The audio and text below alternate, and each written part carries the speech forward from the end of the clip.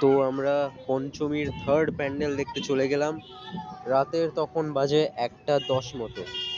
আর আমরা দেখতে চলে গেলাম পঞ্চমীর থার্ড প্যান্ডেল, যেটা ছিল যোধপুর পার্কের প্যান্ডেল।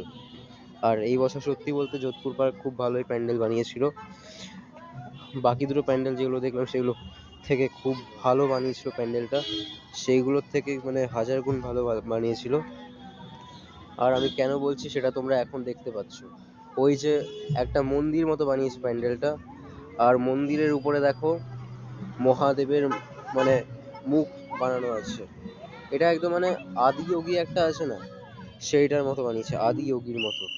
আর ওই নীল যেই জিনিসটা বেরোচ্ছে মহাদেবের মাথা থেকে, সেটা হচ্ছে গঙ্গা জলের প্রবাহ। সেটা বানিয়েছে, খুব ভালো করেই বানিয়েছে। আরো আরো ভালো করে আগে গেলে তোমরা দেখতে পাবে।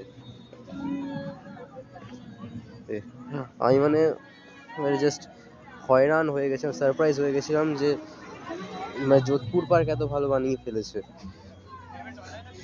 যদিও এখনো আরো অনেক প্যান্ডেল আছে কলকাতায়, যেগুলো আমি দেখবো এই পুরো দুর্গা পুজোতে, আর তোমাদেরকেও দেখাবো।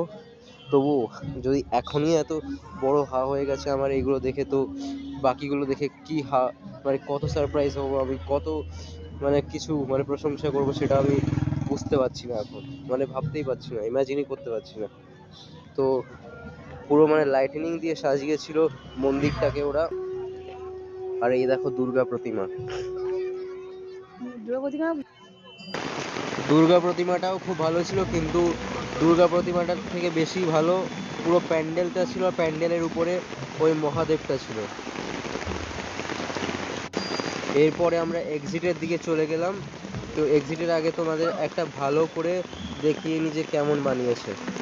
তো দেখো, এবার জুম করে ভালো করে দেখাচ্ছি তোমাদের।